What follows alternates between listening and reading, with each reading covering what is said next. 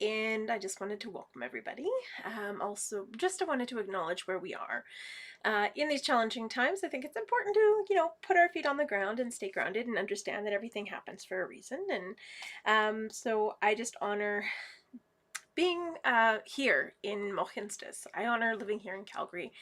It's just been my home, and I feel so safe and so warm and so welcomed here. And I have learned so much by so many different elders of the different nations that surround here. So I firstly want to thank the Blackfoot of Siksika, Kainai, and Pagani.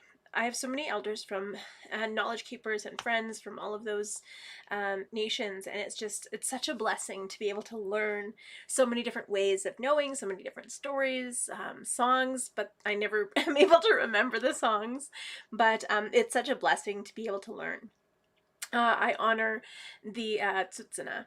I used to go out there all the time to pick medicines. Now it's been a little bit of a challenge because everything is being built, and a lot of the places that I would traditionally go to pick medicines aren't there anymore. But I've still had a whole host of wonderful teachers from out there, wonderful elders and knowledge keepers, storytellers, and wonderful people out there who have really deeply connected me to the land. And I just love the energy out there. There's something really, really special and powerful out there. I also honor the Stoney Nakoda. So I was actually just out there on the weekend, right by the land. I was at a sweat, and it was just so beautiful to just deeply connect with the land. There's something so magical as soon as you drive in and you just see those mountains. You're just filled with such wonder and joy, and it just overcomes you with such beauty. And so I think the Stoney Nakoda, I think everyone in Morley, the Chiniki, the Bearspaw, and Wesley First Nations, I think sometimes when we look at it, we forget to distinguish it, but we do have three separate nations up there, and they all have different teachings and different stories and different ways to connect to the land and different ceremonies. And so it's important to recognize that and respect that. And so just to welcome everybody into the circle today, wherever you might be. I always like to start with the Cree welcome song. Traditionally, when we sing songs, we sing in rounds of four to honor the four directions of the medicine wheel. But this song is a little bit different. We actually sing in rounds of three, and that's to keep the circle open and welcoming so everyone completes the circle today. Because in a circle, we're all connected. There's no beginning, there's no end. No one is greater or less than anyone else in the circle, just like in the Hoop of Life. It reminds us that a circle is always inclusive. The circle can always get bigger to incorporate everybody within it. And that's what this song really honors. It honors everybody's unique abilities and unique gifts, because we all have so much to give if we just trust in ourselves, we trust in our intuition, and we trust the gifts that we have to give to community. It's such an important lesson to learn at any age, is that everything that you have is important. Everything that you are is important, and you have a place in your community. No matter what community you're in, you have a place. There's a reason that you're there. It's just about taking ownership of the gifts that you have and being able to share them in a good way, without, letting ego interfere, without letting judgment interfere, without letting fear take hold and limit your ability to share. And so this song is really just about honoring your place and honoring everyone else's place in community. It's about coming together without judgment, just with that acceptance and unconditional love. It also teaches us really about honoring each other and knowing that we're not going to agree 100% of the time. But it's when we can come together and find those compromises that makes our community resilient. You can't be right all the time, but you also have to be humble when you are wrong. And so sometimes when we can come together and find those compromises, we find that middle ground where we can make everything work. And so just to welcome everybody, with this song, I honor the Nataha family from Sturgeon Lake Cree Nation, who shared this song with so many different people. And it's been a beacon of hope to me. It fills my heart with such joy when I share it. And I just love just the message behind it. And I thank that family for keeping this song alive. That's okay. I haven't started singing yet, Winnie. You're good. But so, um, I'm really humbled and thankful to be in the time that we're in now, because I can share these songs. I can share these stories. I can wear my regalia, because for so many years we couldn't. And there's a lot of teachings, and a lot of medicines that were lost in my family.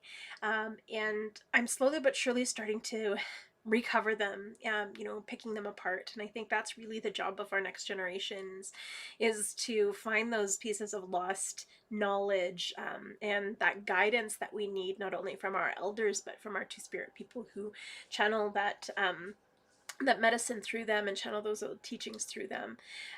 We all have that ability to connect with our ancestors deeply. I think the issue is our society doesn't let us honor that aspect of ourselves. We have a prove it society, but sometimes you just can't prove it. Sometimes you just know.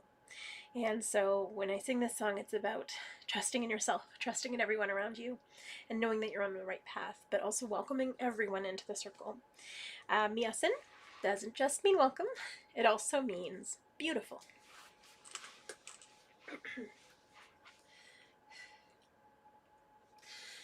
Miyasin, Miyasen, Hasemina,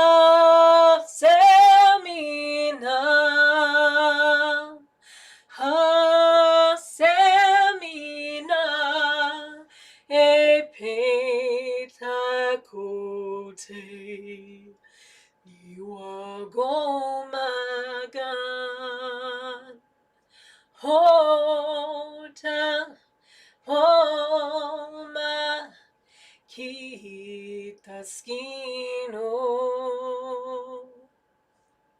Miyasin, Miyasen, Hasemina,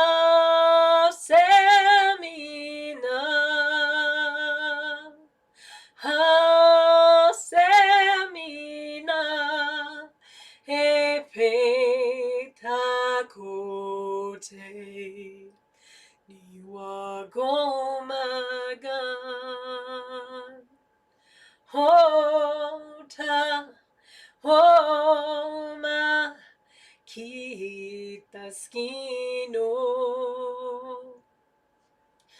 Miyasin, Miyasen, Hasemina,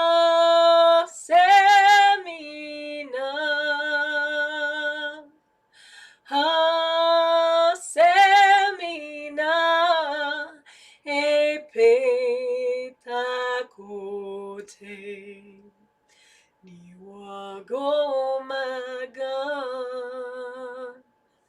Hota, Homa, Kitaskino.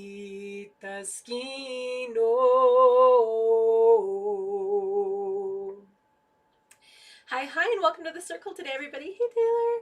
I just wanted to give a shout out to Taylor and Miss Kay for doing the amazing work that you did on the weekend with all of your incredible people and helpers.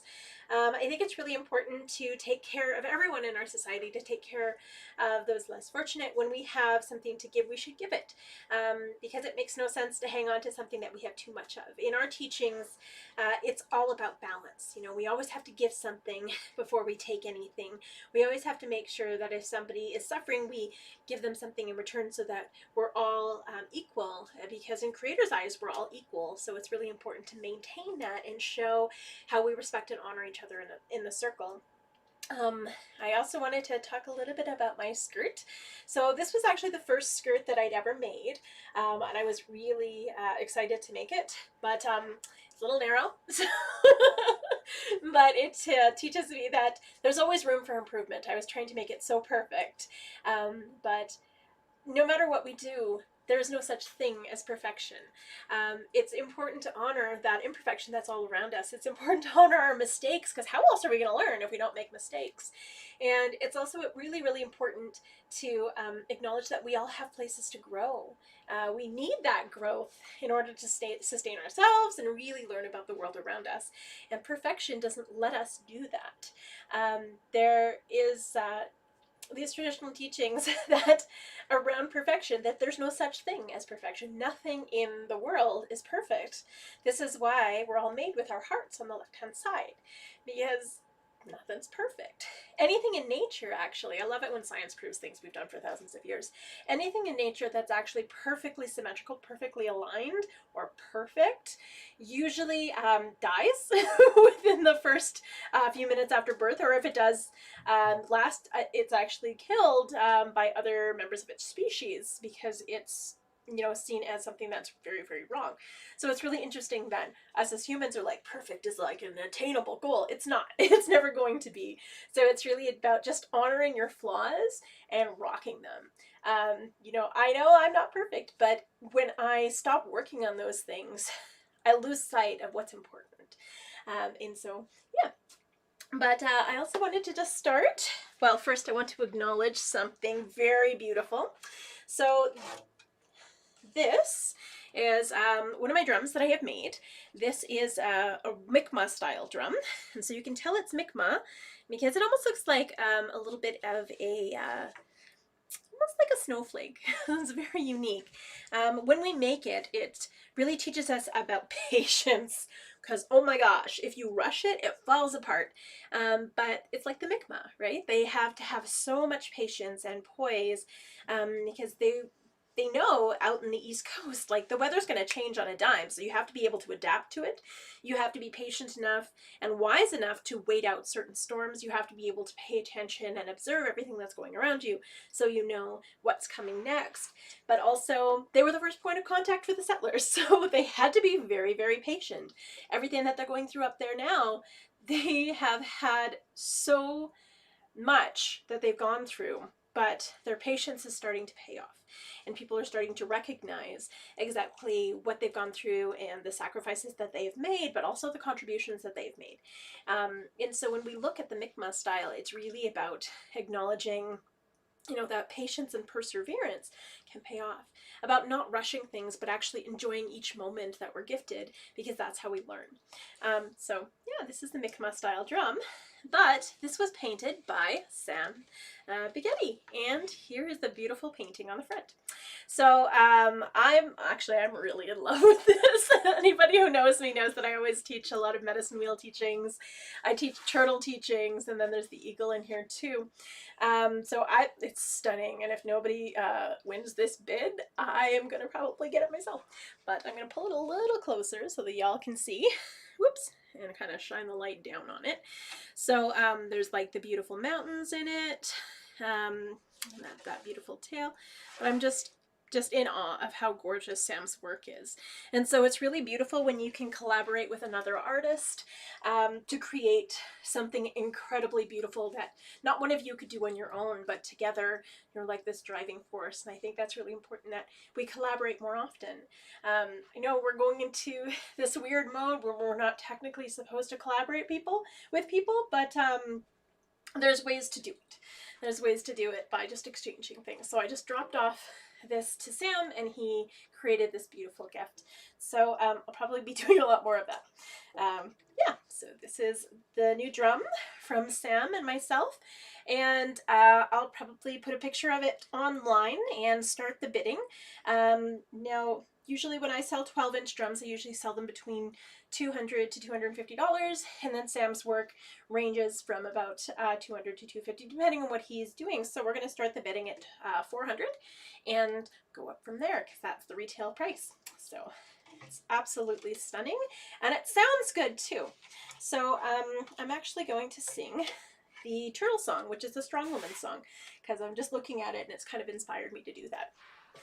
So the Strong Woman song, it's kind of become an anthem for murdered missing Indigenous women, but originally when it was called the Turtle Song, the turtle represents the woman. It represents our connection to the moon. So there's 28 ridges along the outside of a turtle shell, just like there's 28 days in a moon cycle, and there's 28 days in our moon cycle. There's 13 moons in a year, 13 bumps on the turtle, and of course 13 moons in our own personal cycle.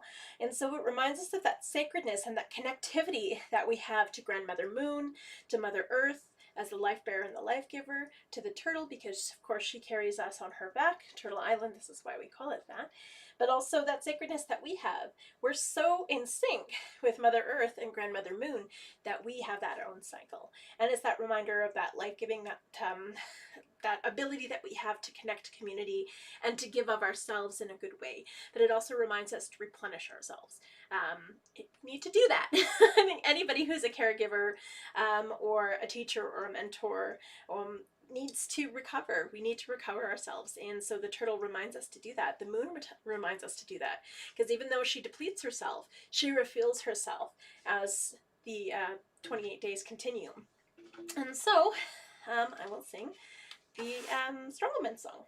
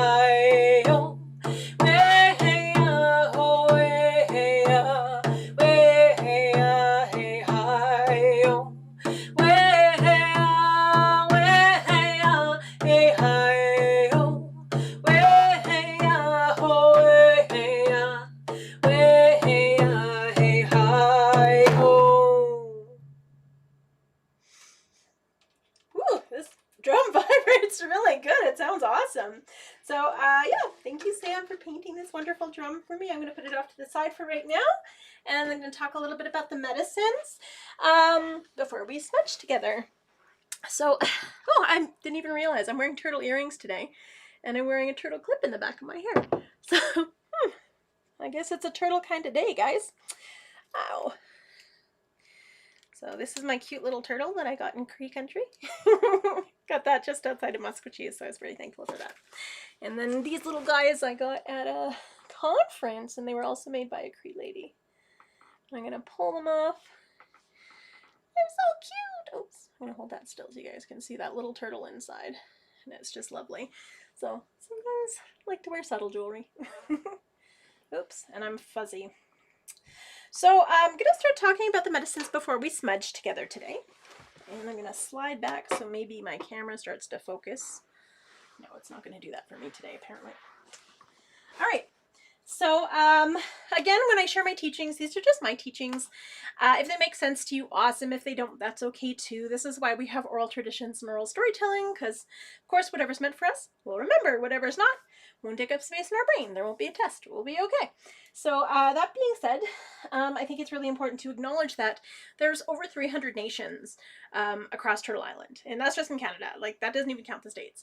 And so, all of them have different unique takes on the medicine wheel. We have different ways of looking at. We have different medicines that are, you know, indigenous to that particular area wherever we come from, and this is why our teachings are different.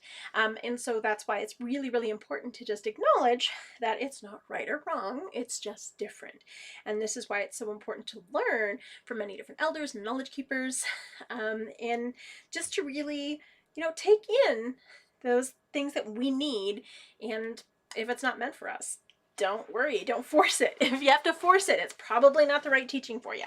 So that being said, I'm going to start in the east, and then in Cree we travel, we follow the sun, so we'll go east, south, west, and then north. In Mohawk country they go the other way around, and like I said, it's not right or wrong, it's just different, and it's because they reflect the sky, whereas we follow the sun. We're prairie people, so sometimes we can't really see a reflection because there's not a lot of lakes around, and so we'll follow the sky. But in the Great Lakes area, where it's like Mohawk country, it's like 7 nations, there are tons and tons of lakes, and the lakes are sacred, and so that is our common reflection of the sky, so that totally makes sense to where they are.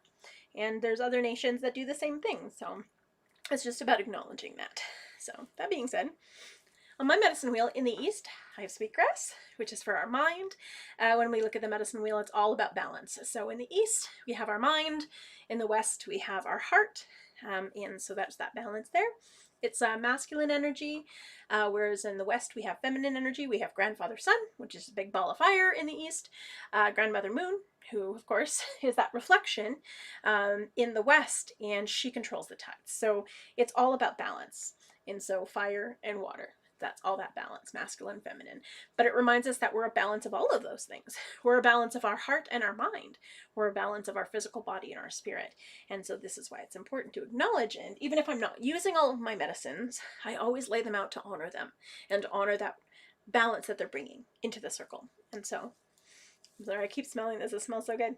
So this is sweetgrass. Beautiful, beautiful sweetgrass. There's lots of teachings around that.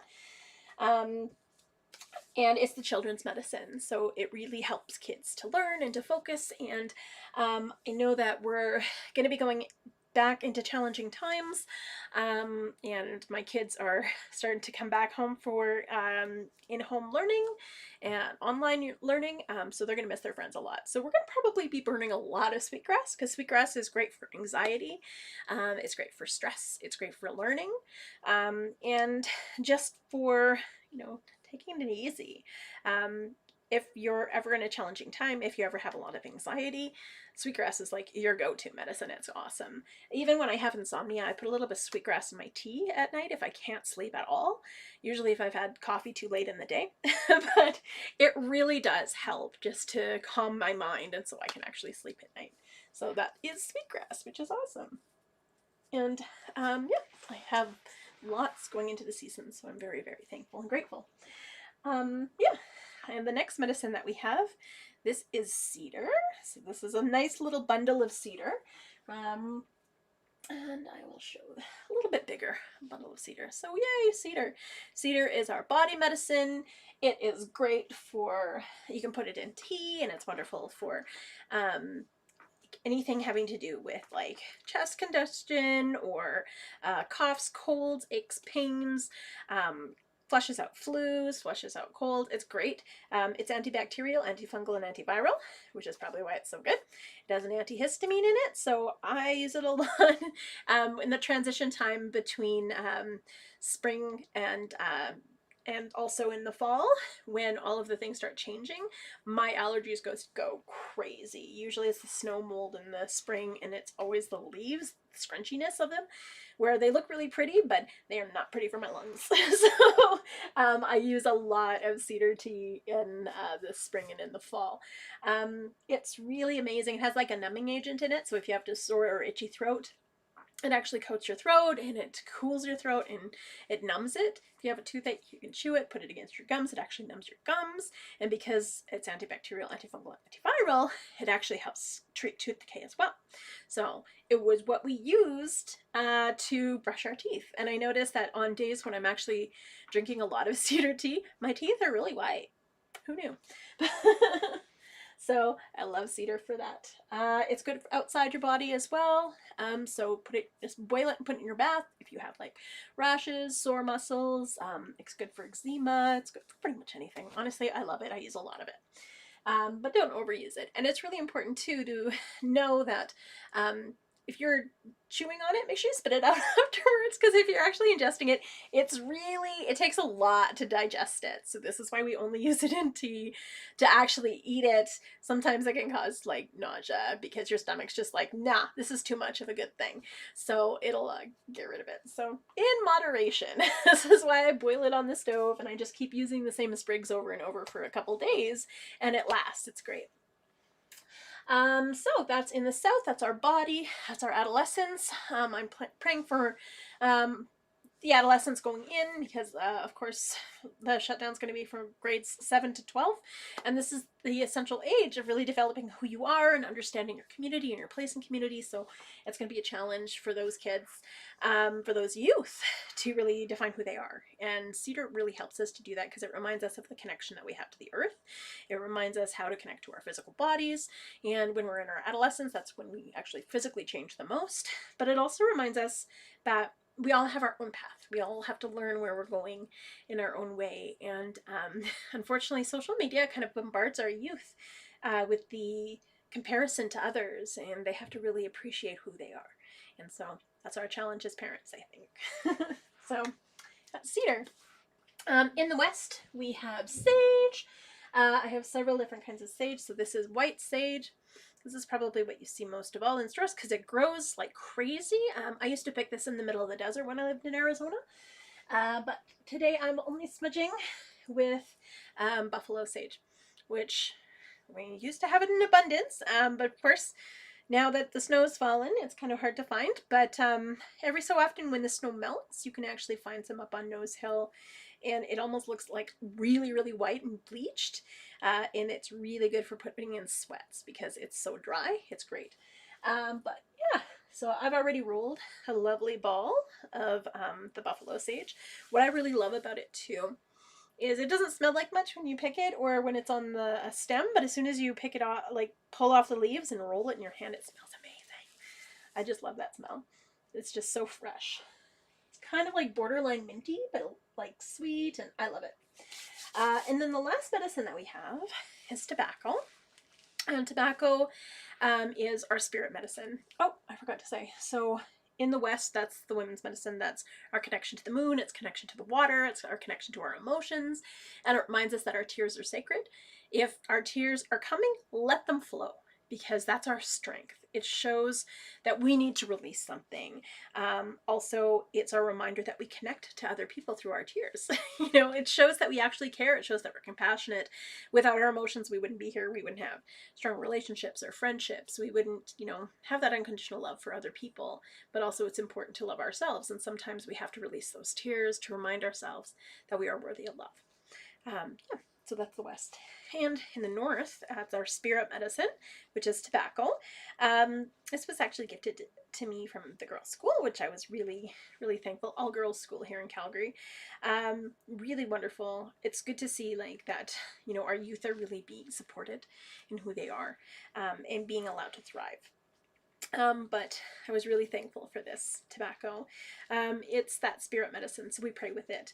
We use it to gift to other people to say thank you from our spirit to their spirit. If somebody shares a story or a song or a prayer, it's so that you can honor the fact that they're carrying that ancestral knowledge and that ancestral gift forward. And so it's a blessing to receive that. I actually wanted to share the tobacco story. And so tobacco really helps us to pray. It helps us to be humble. It helps us to let go and really deeply connect to Creator and to ourselves, to our inner spirit. So the story behind tobacco is many, many years ago, when all of the plants and animals were starting to get gifted, the different things that they could do. Creator knew that we as two-leggeds needed to figure out how to pray. We needed to learn how to pray, and we needed, a plant to show us how to do that, or an animal. He wasn't quite sure who. And so he put it out there. He's like, okay, like plants and animals, like we need somebody who's going to be able to carry prayers, not only to the two-leggeds from the earth, but also to me. And so all of the animals started saying, okay, well, I'm the biggest animal, or, I have the most gifts, or I'm the strongest, or I don't hibernate, or I do hibernate, so I'm a gift. So as all of the animals were arguing, well, it stirred all of the plants to argue. So all of the plants started arguing, well, I have the best medicinal purposes, or, I grow the fastest, or I'm available in winter. And so they're arguing back and forth on who was the best plant. And so as all of these plants and animals started arguing, the tiny little tobacco plant kind of strode her way up to Creator and said, Creator, I know I'm not better than any of these animals. And I know I'm not better than any of these plants. I mean, I don't have a heartbeat like these animals, but I still pulse with the earth, and I'm thankful for that. And I know that all of these other plants, I mean, they're amazing. They can be used for medicine, they can be used to eat, they can be used as smoke. But Creator, you can't use me for any of that. I'm not healthy. You can't eat me, you can't drink me, you can't smoke me, you can't put me in tea, you can't do anything with me, Creator. So I want to be useful. Please, Creator, I come to you with humility. Please make me useful, Creator, because I want to gift back to these two-leggeds in the way that you've gifted me my life. And so Creator thought for a moment, and he was so humbled, and he was so thankful for the genuine gift that of sacrifice that tobacco had offered, the humility that tobacco had come with, knowing that she wasn't greater or less than anyone else. In fact, she thought she was less than everyone else. But giving her the gift of prayer was her gift that she was going to share with the two-leggeds. And so as she came down to earth, and she shared the teachings of how to pray. She shared how to gift tobacco in a meaningful way. She shared how to pray with tobacco, how we burn it in the pipe but never breathe it in because it's disrespectful, because it is the spirit medicine. How we blow it down our bodies to smudge with it, or blow it over ourselves to smudge with it. But also how when we lay it down on the ground to gift something back to those plants, she protects those plants. She helps them to grow bigger and stronger. She's high in phosphorus, potassium, and nitrogen. But also she has an enzyme to actually stop bugs from eating certain plants. And so this is why we're always gifting things to our gardens and to our plants, to help them grow bigger and stronger and to protect them. And so this is why tobacco became our very sacred plant.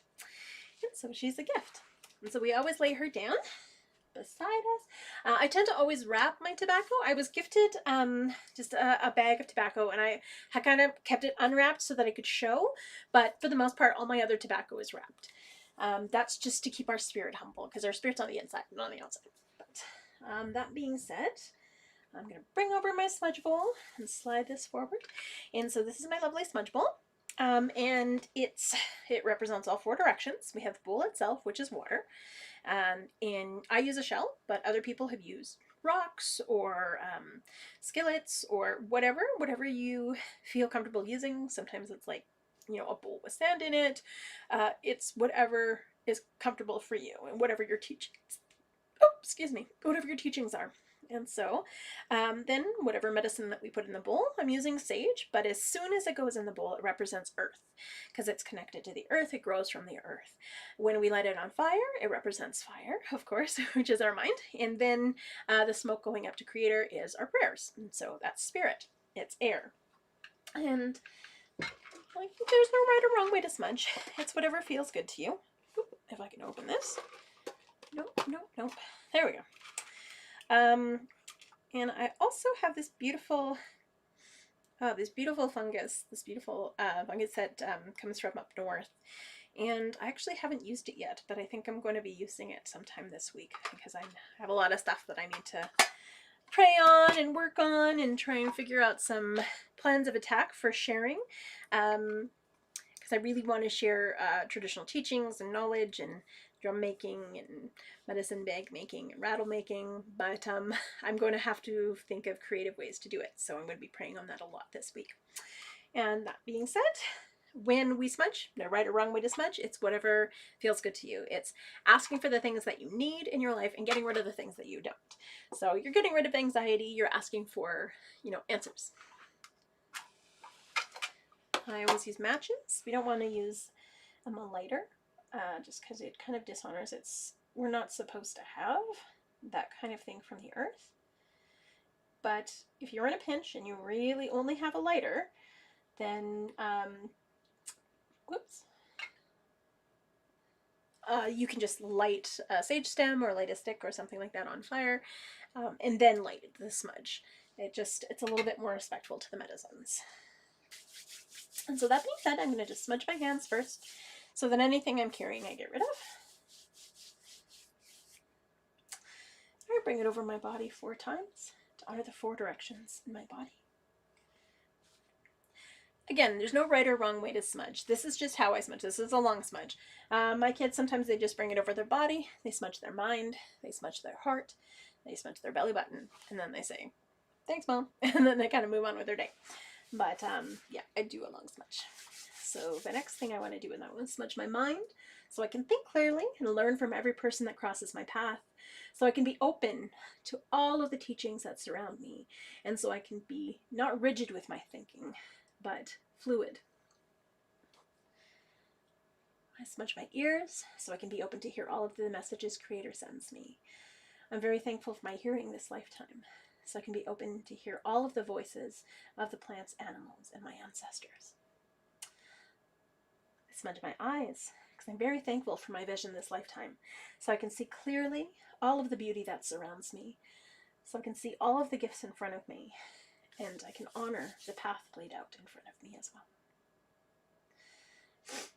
I smudge my nose so I can smell danger and cookies. I think also part of that is your intuition. Sometimes you just smell it when something's off. I smudge my mouth so I can speak only true and kind words that are helpful and benefit mankind.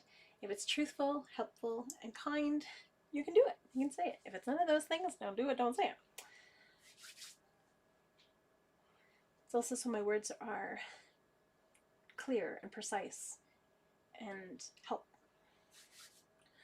I smudge my throat because I'm very thankful for my voice this lifetime, as I give voice to the voiceless as an activist, but also I'm very thankful for my singing voice. And I know my voice is changing a little bit, so I'm getting a lot of cracks over the last year, and it's really been unsettling to me, so I'm just hoping that process kind of moves along. I'm going to smudge my lungs so I breathe good, clean air. Also with my asthma, the more we stay indoors, the more my cats are like, I love you, and shedding everywhere, so it makes it hard for me to breathe a little bit, but man, I love them. You gotta love them. And so I pray that my lungs heal in a good way. I smudge my heart so I can remain kind and compassionate and show unconditional love to all those that cross my path, my family, my friends, those I haven't met yet, my future generations, but also so I can show kindness and compassion to myself and unconditional love to myself. So I think that's probably one of the hardest things for anybody is that self-love piece. Smudge my stomach so all of the food that I eat this day will nourish my body. Smudge my womanhood because I'm very thankful to be a woman and a mother in this time, even though I'm a two-spirit woman, and I am very fluid with my gender at points. I know that my physical body has brought my children into this world, and I am thankful for that. I'm going to smudge my shoulders and my back so that I can carry all of the responsibilities that Creator's gifted me with grace and humility. I smudge my arms and my hands so I can continue to do the good work that Creator's put me here to do with strength. Also, so that I can make beautiful things in a good way with my hands. Very thankful to be an artist. I'm going to smudge my legs so I can walk this red road in a good way. That's the path of Aboriginal spirituality.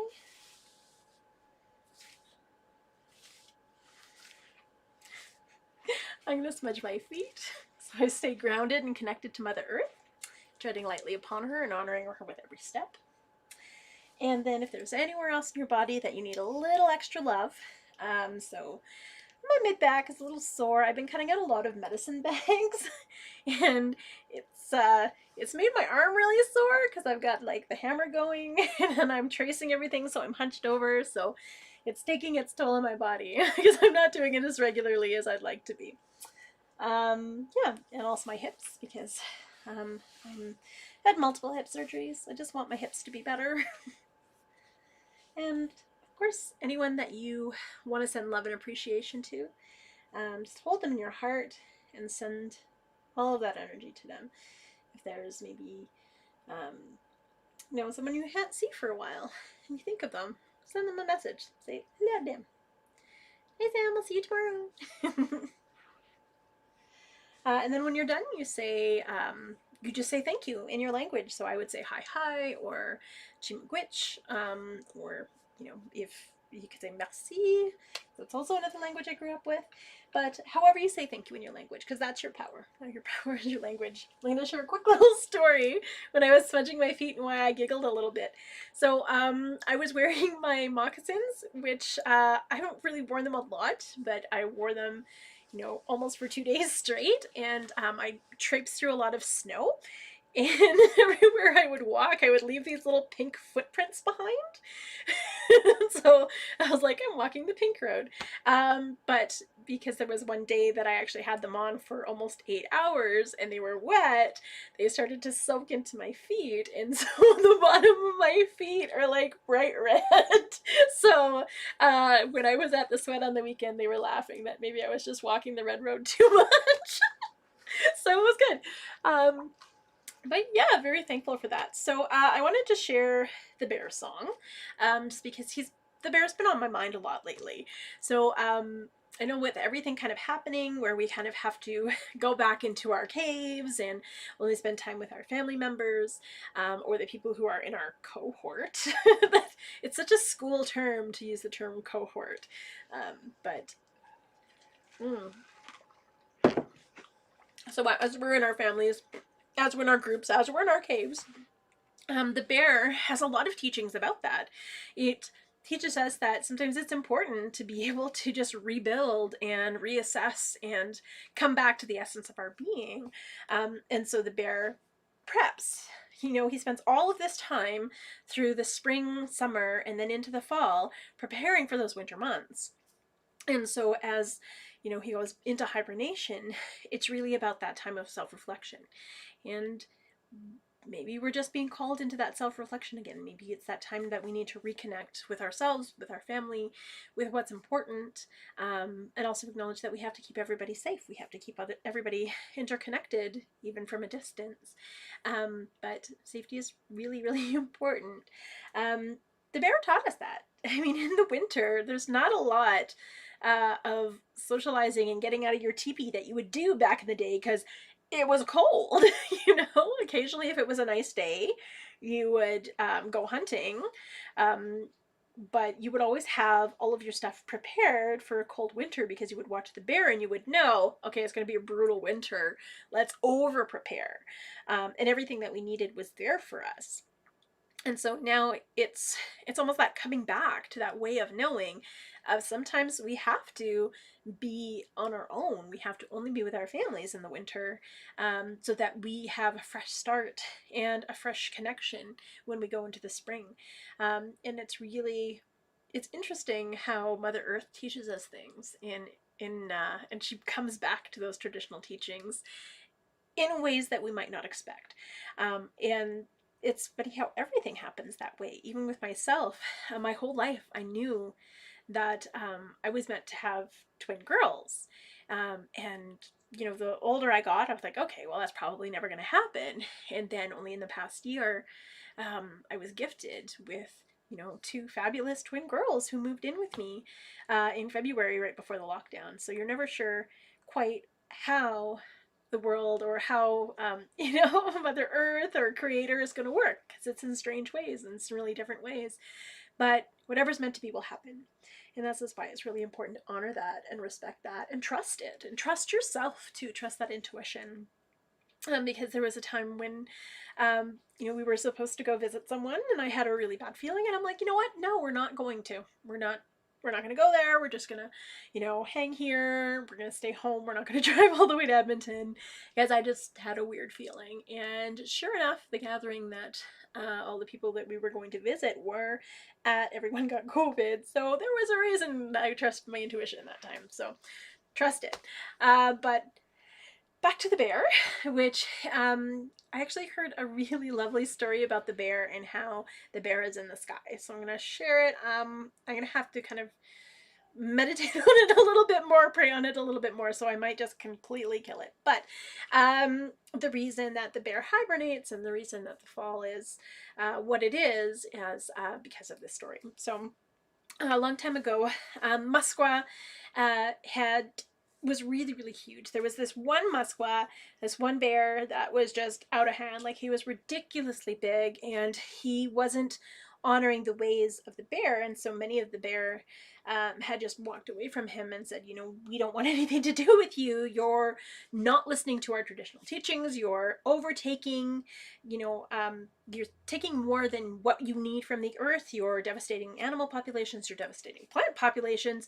You're scaring all of the two-leggeds, and you're eating the two-leggeds, and we're not supposed to eat the two-leggeds unless we're in danger. But this bear was just not listening, and he thought he was above Creator. He thought he was above Wasakajak. And so he just started devastating everything. And then Creator came down and told the two-leggeds, all right, well, 7 of your best warriors are going to have to get together and take this bear out. And then the birds came down and said, okay, well, we're going to help as well. And so there were birds kind of scouting ahead, and there were birds starting to chase this bear.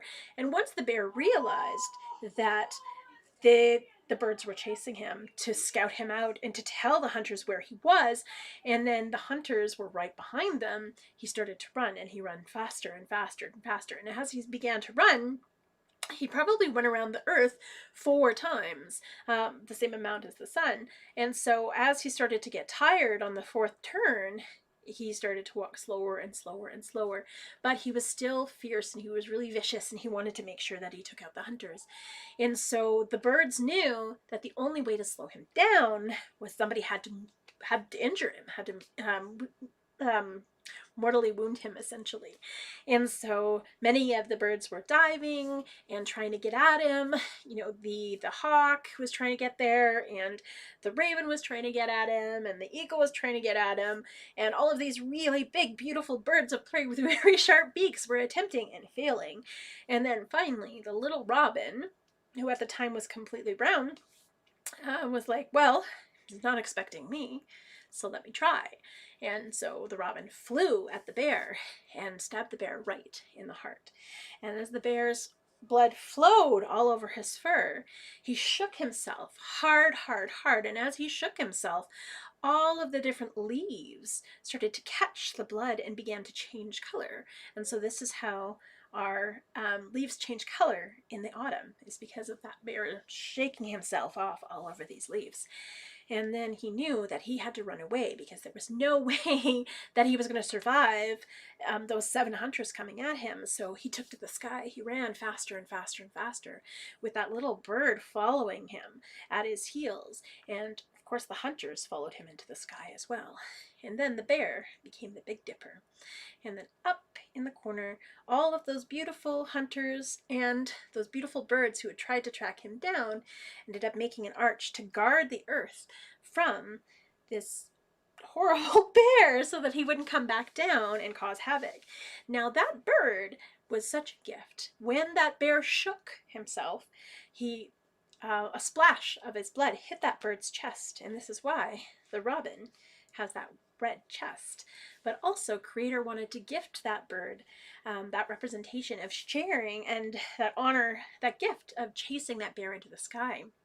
And so this is why the robin's egg is bright blue, to match the sky, but also has all of the speckles to honor the stars in which the robin stays.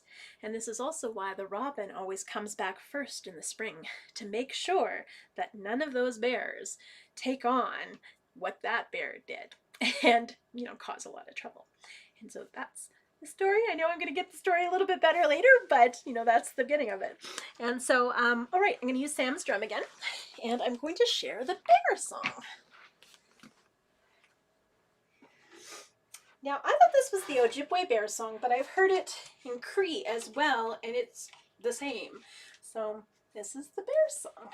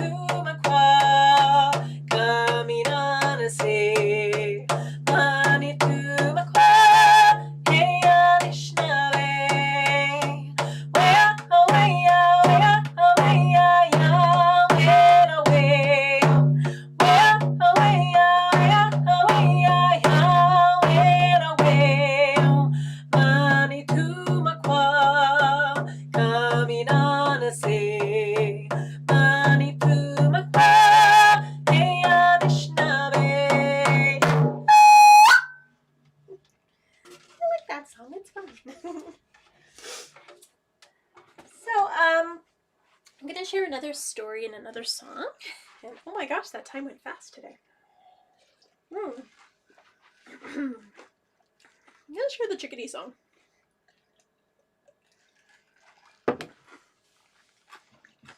So, the chickadee teaches us, I don't know, to me it represents children. So the story that I know about the chickadee is there was a hunter and his wife, and they went hunting, but they ended up hunting way more than they should have. And they had their children with them, and they thought, okay, well, we hunted probably twice as much stuff as we should have, so it's going to take us twice as long to get the stuff home, but if we leave the children with the extra, well, we take it back to the village and then come back for the children and the food afterwards, which should be great. And so before they left, the father let his sons know, as he had 2 sons and 1 daughter. His father said, okay, you guys can play, you guys will have lots of food, because of course we hunted lots and lots of food, so there's plenty there. Make sure you watch your sister, because they had a younger sister, but also don't go out at high noon, because when the sun is in the sky at its highest, this is when it has the most power. And because us as parents aren't there to protect you, you have to protect yourselves by staying in the teepee when that sun is at its highest point. And the boys, of course, agreed. But we all know how kids go. We're like, yeah, we're listening. Are you? Really? And then the mother went to the little girl and said, all right, my daughter, I want you to be safe. Take it easy on your brother. Don't play too many tricks on them, and don't run away from them too often. And make sure at night you stay in the teepee, especially when the moon is at its highest, because when the moon is at its very highest, she sometimes plays tricks. And because I'm not here to protect you from the moon, something might happen. And the little girl wasn't really paying attention, but she's like, yeah, it's fine. And so the parents left. And the first night, everything was fine. They listened to their parents' instructions. The boys didn't go out at high noon when the sun was at the highest point in the sky. The little girl didn't go out when it was at night when the moon was at the highest point in the sky. And they pretty much listened. The second day, they got a little bit more daring, and they got pretty close to the height of the moon and the height of the sun, but they were always in the teepee and waited an hour for it to pass. But then the third day, when the boys woke up, they noticed that their sister was missing. And so they looked everywhere, all over the camp, to try and find their sister. They looked high and low, and they were looking and calling her name, but they could not find her anywhere. They were so busy looking in all of her best hiding spaces that they'd actually lost track of the sun, which was behind a cloud, being sneaky. And then, as grandfather's sun came out, he was at his highest point and shone down on the boys. And then they started to notice that they were a little bouncier, that they were a little gigglier. They started to laugh a lot, and they noticed their voices start to change. Until, as they were calling out, all you could hear was chick-dee-dee-dee-dee-dee. And then they started to laugh even harder. And then they tried to call out again, ee-oo. And then they tried to call out again, cheeseburger. But no matter how they called out, they couldn't call each other or their sister again. They had a different voice. And as they looked down, they had different feathers. They had feathers! Not different, feathers! And no matter what they did, to try and change themselves back, they shook, they ran, and they jumped in puddles. They tried to pick at the meat to eat it, to try and turn themselves back, but they couldn't. And then, at night, they still continued to look for their sister, but they started to get very tired. And they couldn't go back into their teepee because it was too heavy to lift the front of it. And so they had to stay outside. And then they heard a very soft and sad woo-hoo, woo-hoo. As they looked up in the sky, in the tree, they saw a beautiful snowy owl. And they knew that was their sister. It had the same big eyes that their sister had, and the same pretty call that their sister had when she was playing tricks on them. Hoo-hoo, hoo-hoo. And they knew that she had left the teepee at high moontime, and the moon had snuck up behind her from behind those clouds and caught her by surprise and turned her into the owl. When the father and his wife came back, they noticed their children were missing, and they stayed and they called out throughout the day and throughout the night, and all they heard in response was two funny little birds saying chick-dee-dee-dee-dee, dee-boo-boo. And then at night all they heard was a very sorrowful owl. And they knew that that was their children, and they knew it was because they came out and didn't listen. They came out when the moon was at its highest, when the sun was at its highest, and they had lost themselves. They were filled with such sorrow that they begged and pleaded with the beautiful sun and the beautiful moon to bring their kids back. But the moon and sun said they were a gift, and they now were going to last forever as warnings to all of the children to follow. And so that is the story of the chickadee and the owl. It's a little dark, kind of like German fairy tales, a little dark, just kidding. So this song is the Chickadee song, and this is a song that came to me in ceremony. I was in a sweat and, drumming and singing through all the rounds, but I was praying for a song, and every time, the flap would go up, we would hear these chickadees. And then the third round, it was really, really hot, so everybody kind of left the third round, and then these little chickadees actually started coming in and out of the front of the sweat. And I was like, oh, so this is your song. So this reminds me of being joyful. It reminds me of listening to the warnings that people give us, listening to each other. It's about communication, because the chickadees are excellent communicators. This is why they take those pauses in between one talking to another talking. They listen to each other. And they teach us that we have two ears and one mouth for a reason. So this is a beautiful song to share with kids. And it's done as a call and response, but I'm going to just, hopefully you guys are singing at home.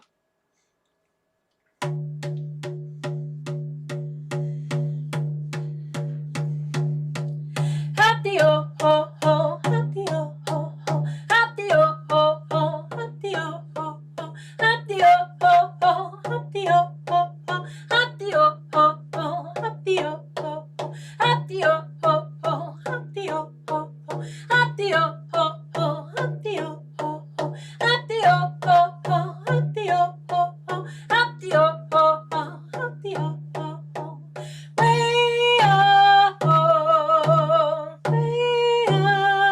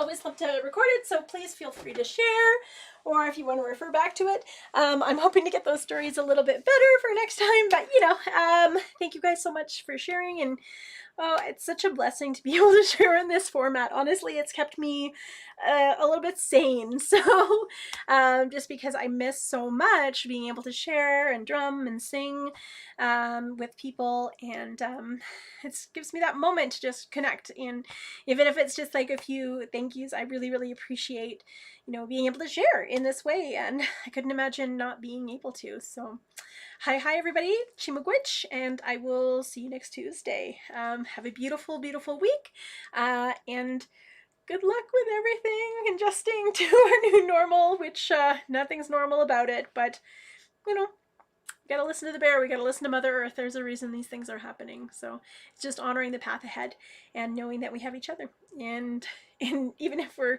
in our separate little bubbles, we still have amazing lines of communication. So we have to thank, the internet, which is our web. And so I always say thank you to Aktomi, thank you to the spider for that web of connection that we have. So hi everybody, have a beautiful, beautiful week, and Chi-miigwech again.